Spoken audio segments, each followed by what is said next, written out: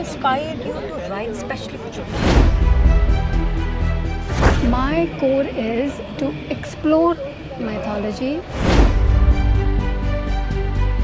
Whatever we are writing, it should not only make sense, it should not hurt anyone, and it should Good impact. Yes. Those kind of and dynamics between siblings and step siblings and siblings. I'm talking to young adults, to adolescents, and making them understand how to handle life, situations in life, all kinds of situations. So that is Panchtantra. So that the child learns about these epics and these scriptures and goes to explore it further. So we have Sunita Panvansal with us. She's written about 1,000 books for children and around 40 for adults. So what inspired you to write especially for children? 1,000 books. 1,000 books were Quite a benchmark. in a span of 30 years. 1,000 books wasn't too much for Which was me. the first one? First one, actually, it goes back so long ago, like I was in my early 20s. And it was Aesop's Fables, as far as I remember, a series on Aesop's Fables. The reason for writing for children was that I wanted to simplify. I wanted to simplify the ancient Indian scriptures and fables and mythology for children, for them to understand. Like, we were always taught through Western stories. I thought, why not Indian stories? So that was the reason for my, That's wonderful. venture into this kind of I writing. think your core is mythology. Well, let me say, my core is to explore mythology, to explore cultural traditions.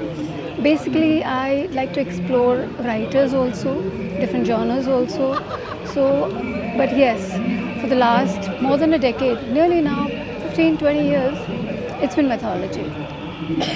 So, what is the simplest way for a child to read Ramayana or Mahabharata?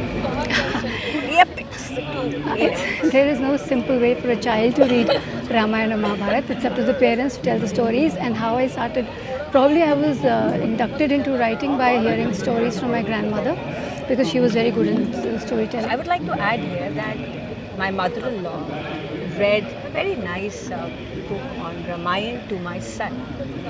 But once she finished it, she said, okay, now I want to read Mahabharata. But they realized that there were so many characters and names that she could not read the book to him. You see, So what is the simplest way? I mean, how can, because we would want our children to read, at least they should be aware of our epics. you see, it's easier said than done, and everyone knows how many characters Yes. each epic Hundreds has. of Gauravi ho gaye. Yes. So it's Ramayana, Mahabharata, all the epics, all the scriptures. They have hundreds of characters. So what you have to do for the child is to take out the core story. So like the first Ramayana I wrote for children was 4-year-olds. I took the core story, Ram's family, and they get married and so on and so on, and Ravan, and in 2 volumes Ramayana was over. Yeah. That was the main story, the core of the book.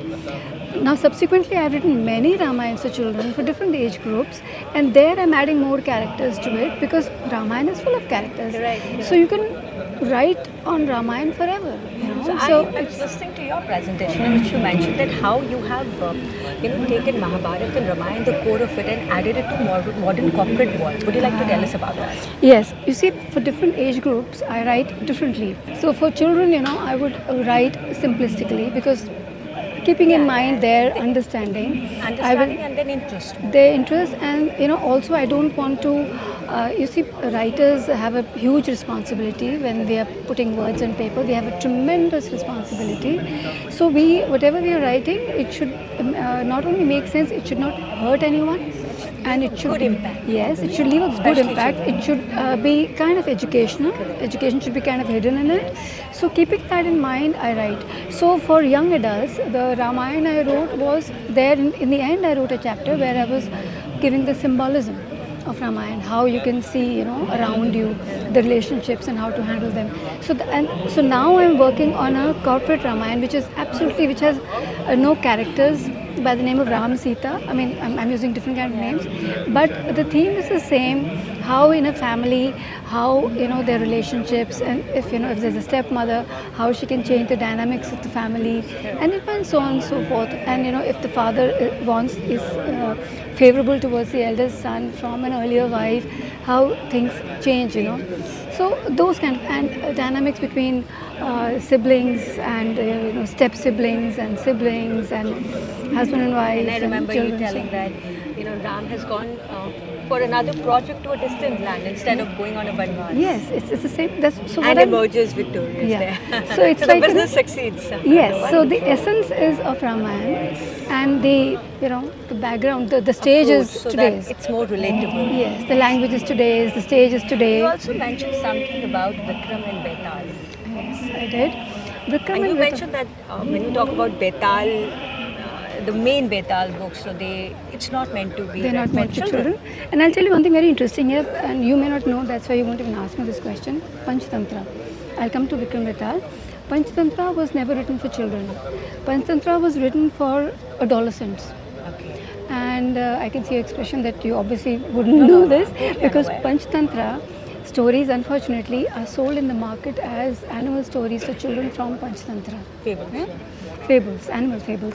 Whereas Panchtantra was a collection of 5 solid books, big books, where Vishnu Sharma taught the princes, 4 princes, the way how to rule the country and how to handle people, how to administer justice, and so on and so forth. That was Panchtantra, and there, while he was teaching in a Gurukul, in an ashram, he was telling the various ways of handling a situation through animal stories. And people have taken up those animal stories and created animal fables from Panchtantra. You see, this is how things change. But now I'm working on a larger project of Panchtantra where I'm talking of, I'm talking to young adults, to adolescents, and making them understand how to handle life, situations in life, all kinds of situations. So that is Panchtantra. It's the same way with Vikram Betal. The Betal Pachisi was not meant for children at all. The relationship stories talk about relationship between man and woman. Which is of course not ideal for children. Yes. So what, when we talk of traditional books, Yeah. which book would you suggest for children that had been written before, not like the new writers or the You see, decade-old writers? I'm talking about that had been written way back. So you see, think of any? Can you mention? there was nothing specially. Jataka tales is Jatakas are essentially Buddhist fables, and they also draw a lot on the animal stories in Panchtantra. So what happens is that for children, it was always stories from Purans, So that's another book that came out of mine. My stories from Purans came out early this year. There, what I've done is I've talked about gods and goddesses and demons and so on, and told those stories, and in a way that is relatable to children. But frankly speaking, in our system, in our Hindu scriptures, there was nothing specially written for children. There were these giant scriptures and epics and itihas, and the parents or the grandparents or the teachers were supposed to be discussing these and talking from these, from their so that the perspective. child learns about these epics and these scriptures If you and ask goes me, to explore it further. If you're with me, so I think our system was such that wherein we always talked about not a nuclear but a very joint family, wherein the grandparents are reading to their grandchildren, and thus they are learning. So the new interpretations, they have their own interpretations, Yes. which is missing now. And also, that's how the children would take interest in those scriptures. Correct. Like if my grandmother told me stories from various scriptures, that made me want to read them more and get into more details. And plus So the that is how, bonding. yes, And I bonding, think the value system passes value on from system. there. The main thing our scriptures Yes. teach is value system. Value system, and which is what is a miss now. Which is actually the dharma. Yeah, which is the dharma. This is the What core I- of what dharma. Actually, our reading is, Goldilocks, and basically a lot of English scriptures. So Yes, and so that's why the thinking has become extremely westernized. westernized. Which was not the case, in our scriptures. Yeah, because the relationships, the bondings of, the meanings of relationships. I think that was the best storyteller we had were other grandparents, and they still want to do that. But I think it's the initiative that the parents should surely take, that the original storyteller, which is a grandmother or a grandfather, should always be brought into picture. Thank you so much.